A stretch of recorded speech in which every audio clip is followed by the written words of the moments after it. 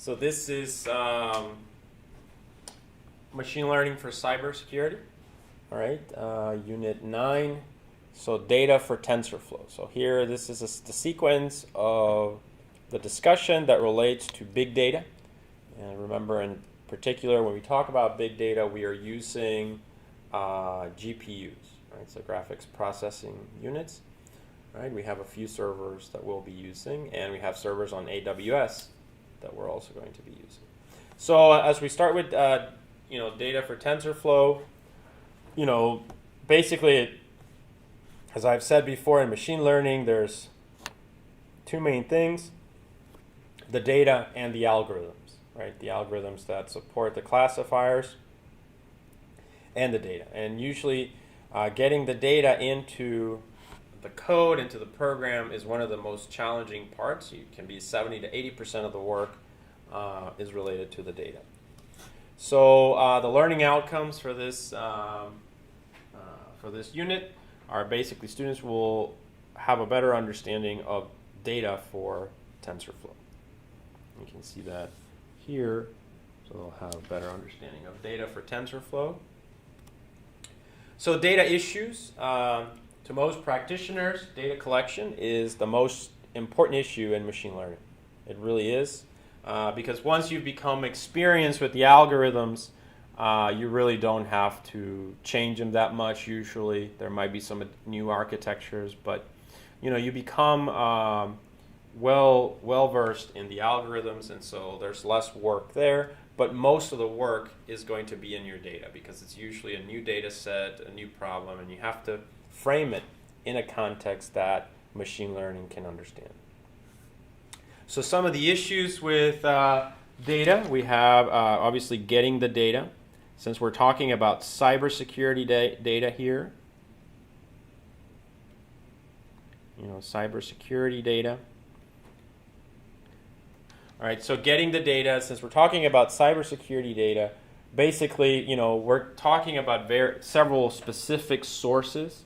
So obviously one of them is the network. All right, so we get data from the network. We have a lot of tools that we can use to get this data, such as TCP dump, right? Or we can use Wireshark. Wireshark is a useful tool that can allow us to, take PCAP files, and then there's code that we can write to extract those features. We also have just our own code, right, that we can write to extract data. So there's libpcap, right, and this is available in the C programming language, so C, C++. And this allows us to create just a general sniffer. It's a library. So getting the data for our purposes, it's mainly in this fashion. Network data, of course, is one source, but there are other sources, right? So we have just logs, right? So we can use logs. Everything that happens in a computer in the network can be logged, and then you can run code also to extract data from those logs. So that's another source where we can get our data. Additionally, we can get data from files, right? So whenever we have something like malware, right, we are talking about files that we are getting. And so these files could be attachments on emails, so we need to scan those. So every email that comes in needs to be scanned.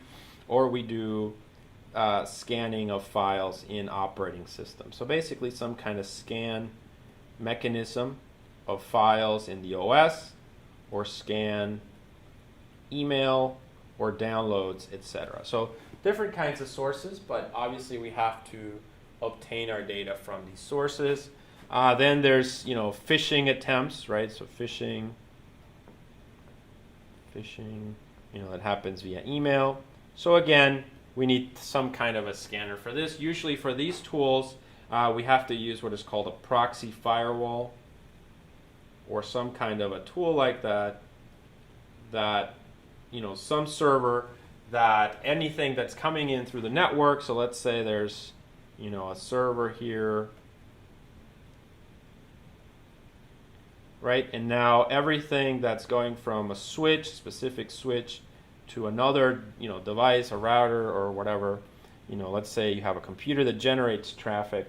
Everything before, it went directly on the line, but now this is connected, so everything has to go through the proxy and out of it, so that you can see if there's anything in it, and then scan it, etc. So these are ways of obtaining data that's related to cybersecurity, basically. All right. Once we have the data, then the next step is to clean it. All right. So rarely does the data, or never basically, is the data ready to go. Right. So usually you're going to have, if you're, let's say, go back to the network data over here, you're going to have what? Packets. All right. So remember, a packet is divided into different kinds of headers. All right. So you have an Ethernet header. Then you have the IP header. Then it's a TCP packet, a TCP header, and then we have the payload. All right, so all this data is encoded for the network to understand the data, but it's not encoded for machine learning to understand the data. So we have to do, we have to go in, clean, usually writing a Python script or something like that will take our PCAP files, and let's say this is a PCAP file in whatever format it's in. We write a Python script, right, and then Python will produce another file, right, a file that is already in the format that we need, some kind of machine learning ready. All right, so that's cleaning the data, removing anything that you don't need. Pre-processing is kind of the same idea. Pre-processing and cleaning the data, both steps go together. Just making sure that the data is, in the format that you need, right? So the format that's appropriate. So since we're talking about TensorFlow here, we're going to have to make sure that our data is, for instance, one-hot encoded, and it is in a matrix or vector notation. All right, once we have that data, we still have these two steps which relate to building a corpus. So usually whenever you have a problem in machine learning, everyone will always talk about the corpus. What does the corpus look like? What are the statistics of your data set, etc. All right, so building a corpus and annotating it. So there are several rules or considerations that have to be taken whenever you build a corpus. Annotating it means that you're going to use that corpus for supervised learning. All right, so in supervised learning, you're predicting, you're going to learn from annotated data.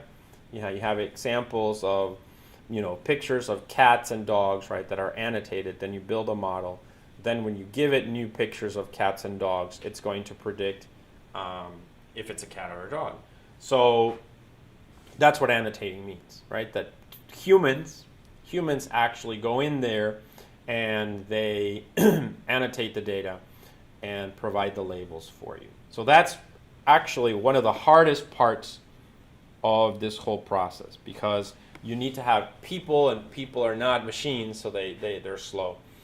When you're doing, for instance, things related to attacks to the network, for instance, it's even harder because it's not about reading a text or looking at a picture, but it's actually about running an attack, collecting that data versus running, let's say, regular traffic, right? So you have to collect the data. Now, whenever you're annotating, you also have a step called inter-annotator agreement. So this usually relates to, let's say two technical people looking at certain network traffic. One person says that network traffic is related to malware, and the other person also says that network traffic is related to network traffic, to malware or anomalies.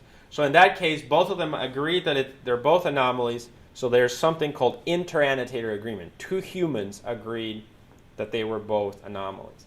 However, it could happen that you have some network traffic and one technical person says, yes, this is an anomaly, but the other one says, no, I don't think this is an anomaly. In that case, they don't agree. right? The two annotators do not agree, and so you have disagreement. So if two humans have disagreement, imagine how hard it'll be for a computer to distinguish between samples here. So basically, inter-annotator agreement is a way of establishing a metric of how subjective your data set might be. Right? So that's really what it is. And it's something that a corpus, a well-built corpus, should definitely have inter-annotator agreement. Kind of tells you how subjective it is or not. All right, so those are some of the data issues associated with the data set. All right, so data sets, data can be obtained from, in general, whenever you're talking about machine learning in general. So machine learning in general. Data can be obtained from the web, such as text, from Twitter or web pages, for instance. This is a common data sources, especially if you're doing something like natural language processing, NLP. Data sets can also be obtained. So, this is the source for our cyber, as I explained. Our sources can be these ones, right? So the network, logs, files, phishing, email, etc. Now, additionally, when for academic purposes, let's say for us that we're studying, specific data sets can also be obtained from machine learning libraries, right? And this is something that we've seen throughout the class, or will continue to see, that all the libraries, TensorFlow, sklearn, for instance, Weka, they all contain modules, specific modules that contain data sets. The well-known standard data sets, are available there. So we'll see some code of how this dataset module is available and it can be used. So dataset modules in sklearn, for instance, can be obtained to get things such as Iris, the famous Iris dataset built by Fisher, right? Fisher. Or there's also MNIST, which is another common dataset, more useful for big data, because whereas Iris only has 150 samples, 150 samples, and it has 4 features, MNIST has about 70,000 samples, and it has 784 features. All right, so in terms of something that is big data, this is a little bit more useful. So how do you get the data? This is standard generic sklearn code. All right, so here basically you use the module datasets. Okay, and then you do .load iris, for instance, and then you create an object iris, a variable, and then now you have your data in that variable. However, whenever you have the data, then the next step is you want to proceed to, identify what are the features and what are the classes. Right? So you want to separate that out kind of into Y and an X, right? Because you're going to be using these separately. So you can see here iris.data is has conveniently a way to separate these things automatically for you. So this is very convenient when you're just trying out things, getting our data going. So additionally, slicing, I believe it's a topic that I've probably discussed in previous lectures. Slicing here just means that before the comma, that's all the rows. So whenever we have a colon, that's all the rows. And then we can provide a list of the columns that we want, such as 1, 2, and 3, or maybe we just want 1 and 3. And so that's what we're doing here, and this is called slicing. All right, so this is the data sets. Another important issue is format. So in general, you usually want to create files that are either comma separated,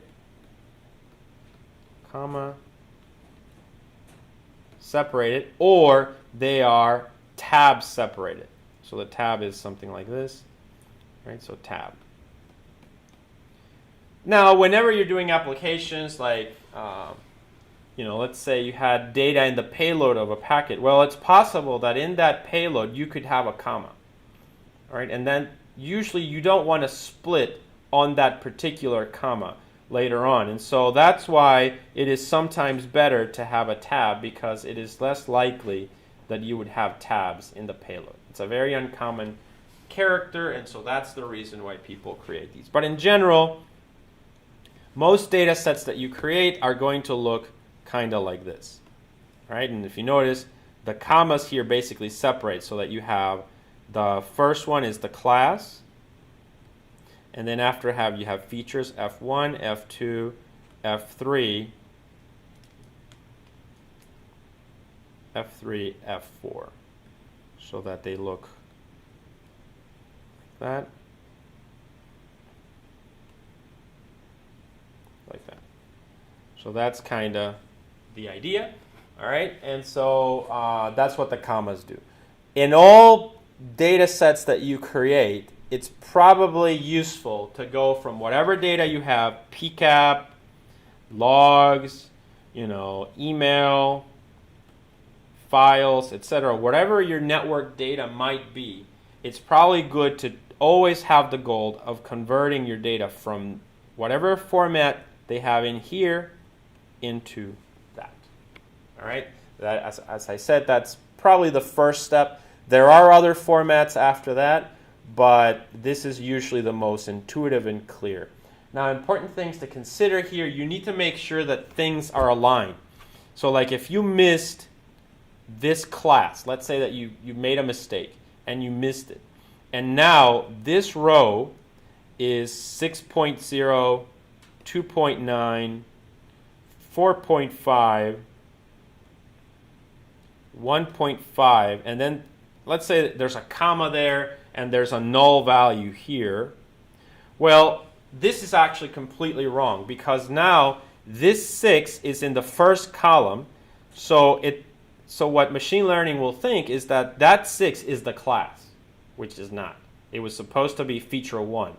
And so just because it shifted a little bit to the left, right, you've caused a problem, and now your machine learning algorithm does not work. So you want to avoid that, and you want to be especially careful in making sure that things are properly aligned like this. All right, and that is one of the key things, actually. This is a key thing that a data scientist must do and must worry about. All right, there's that well-known expression, right? Garbage in, garbage out. So you want to avoid, if you have errors like this in your data, then you're not doing anything with your machine learning. So you want to make sure that your data is very clean and good like this, and then you can trust that the algorithms will do their job. All right? So this is a very important aspect, and it's something that a data scientist must do. NumPy is one of the important libraries in machine learning in general. All right, so NumPy is for anyone that has had experience with something called MATLAB back in the day. Right, MATLAB really is still a very good application for doing vector and matrix operations. And it's efficient. So this is something that, like a linear algebra, right? So if you can do linear algebra in this environment. So for a long time, Python was not really able to do this, efficiently at least. And so people still had to use MATLAB. But what they really wanted was a MATLAB in Python, right? And that's what led to NumPy. All right, NumPy, it's really the solution so that now you can do MATLAB in Python, which basically means that you can do linear algebra efficiently. It turns out that a lot of the math behind data science really can be done through linear algebra by expressing our equations, etc., our values as systems of equations, so matrices and vectors.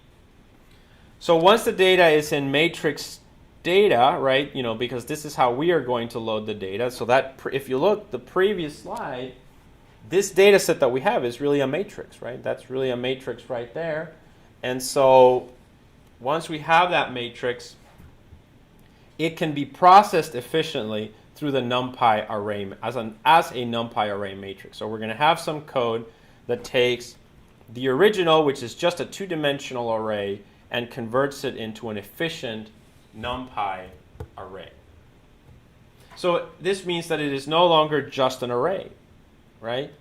But instead, it is more a vector or a matrix, as in linear algebra, right? And so, whereas before, for that array, you had to, if you wanted to iterate through it, you had to do for I in range, of I, and then for j in range of j max, right? This is I max.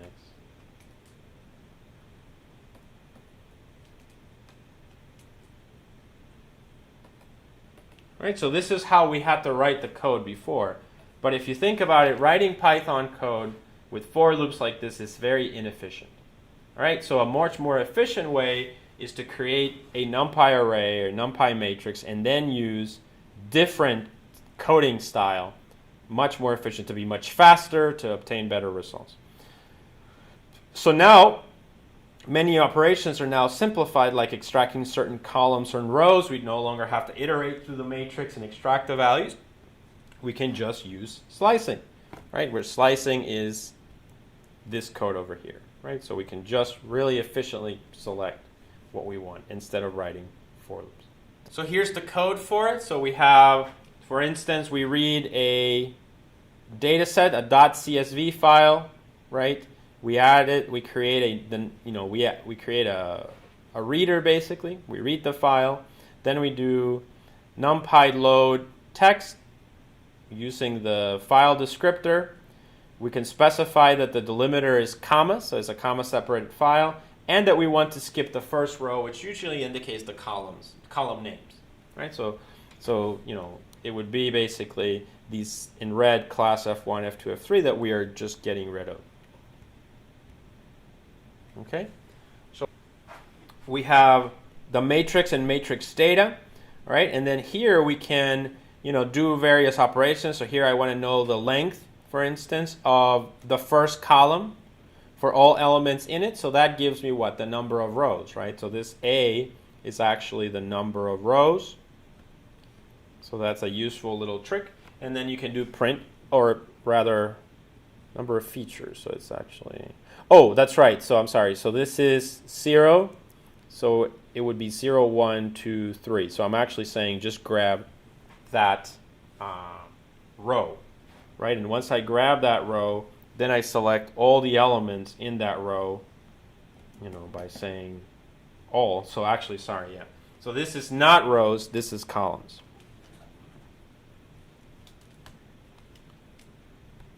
All right. So this is columns here. All right, and so by saying columns, we can actually, that's the same as features, right? So those are the because, if we go back to this, columns are class F1, F2, F3, F4. The only thing is if we want to know the number of features, it might be this minus 1, right? So minus 1. But that gives us the number of features, all right? Then it, that's one little trick to get some of the values. Now, if we want to slice out some more data, let's say that both the features and the classes are in there, then here, for instance, we can extract just a vector for the classes by saying all rows, so all rows, and for all rows, extract just column 19, so that maybe it's the last column, right? So you extract that entire thing, and now you have the classes for those samples. Here, if you want the X data, you can just say, again, take the matrix, grab all the rows, and then here we say all values because we specify colon. There's nothing here, so that means from 0, from beginning, all the way to 18. So we establish a range, basically, of columns that we want.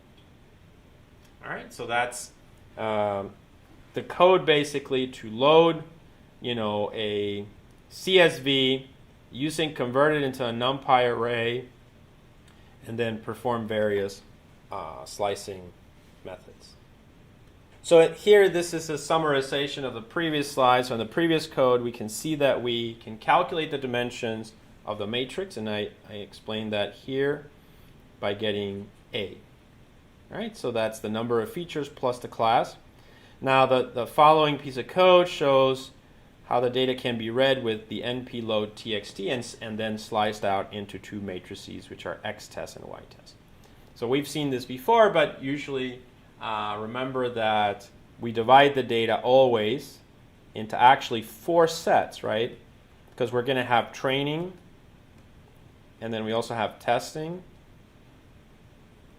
But within this, we always have x and we have y, right? So we have x and we have y, right? So we will always have about 4 data sets that we are using. All right, so this is, I've already talked about this. I still need to work on these slides, clean them up a little. And then here, I already described this part as well. So I probably can get rid of this. Feature scaling, so we're still dealing with data issues. All right, so other data issues that we are concerned with are feature scaling. Feature scaling is very important to achieve good results in classification tasks. All right, so feature scaling is basically you have 3 features, let's say F1, F2, F3. Right, and you have the values for this one, let's say, and this is a good example. We have packets, right? So we have a source port. This is the source port of a packet. This is the destination port of a packet. Now, what do we know about this? We know that ports go from 1 to 65,000. So the scale of values is from 1 to 65,000. And the same for this one, you know. So no issues there. They both have the same scale.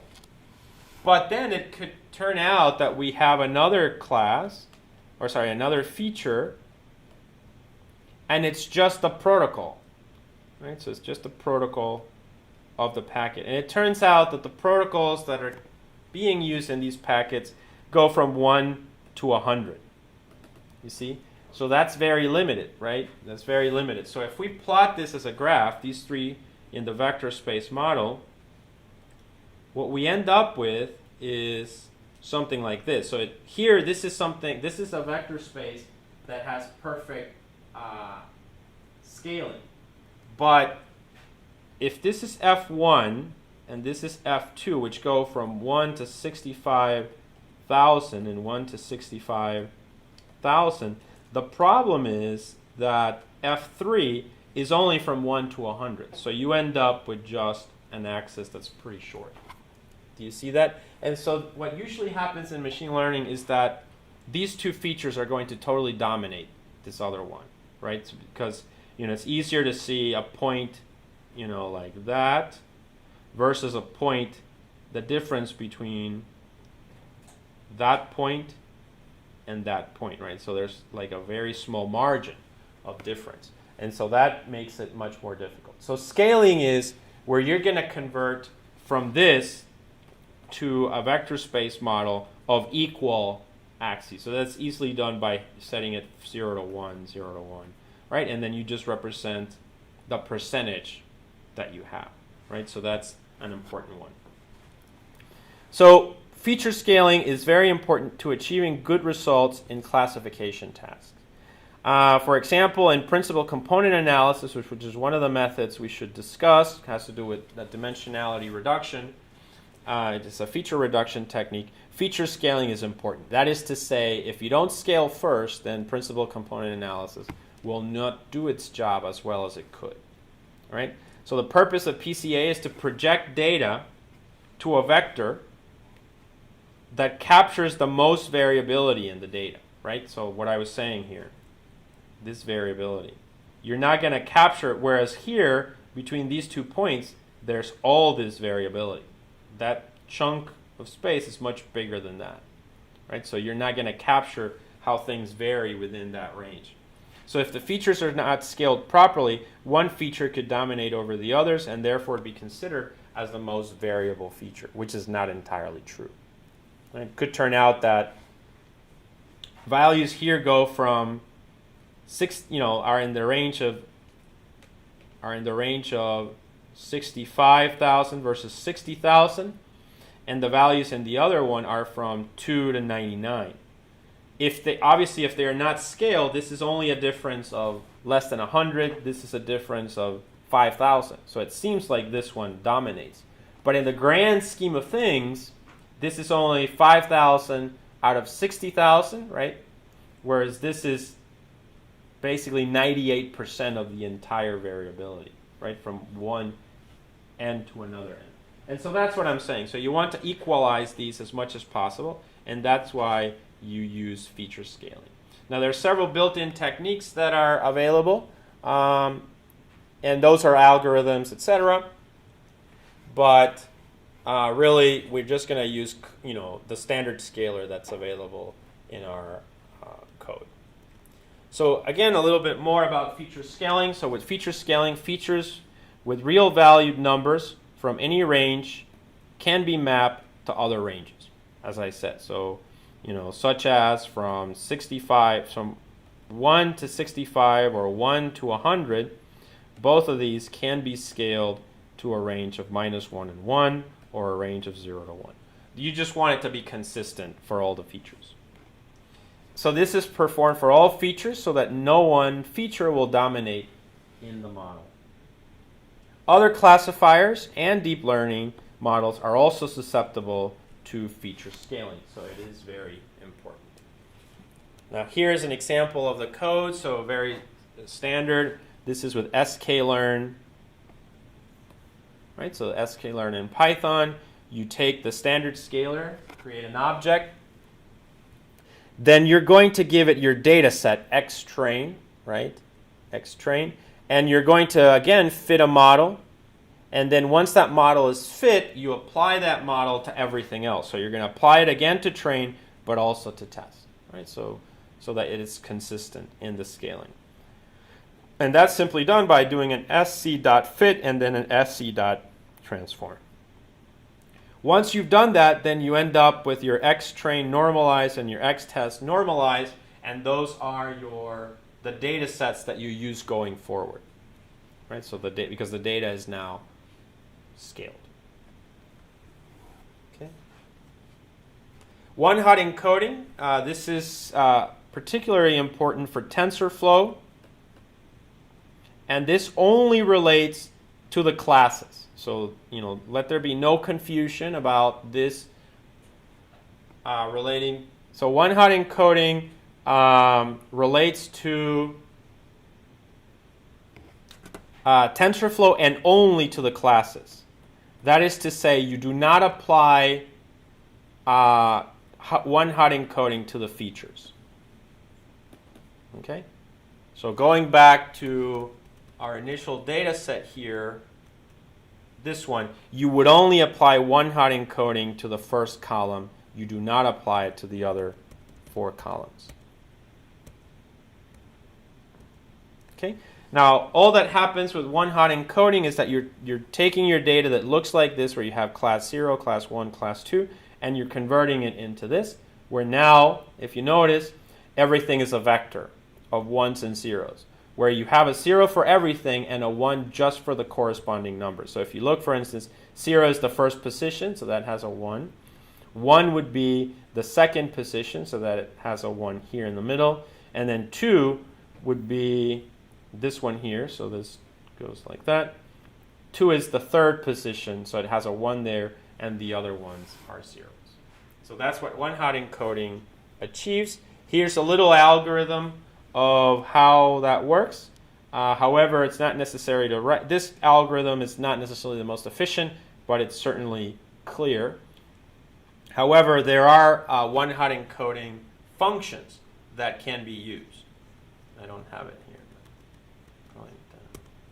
All right. So, and I don't remember, but it's something like tf.onehot, I think. And so you give it y, and then it's going to be something like that. Right, and simply then, what you might imagine is it takes this y and produces this y 1 hot, like that. All right, so that's the function over here with the code.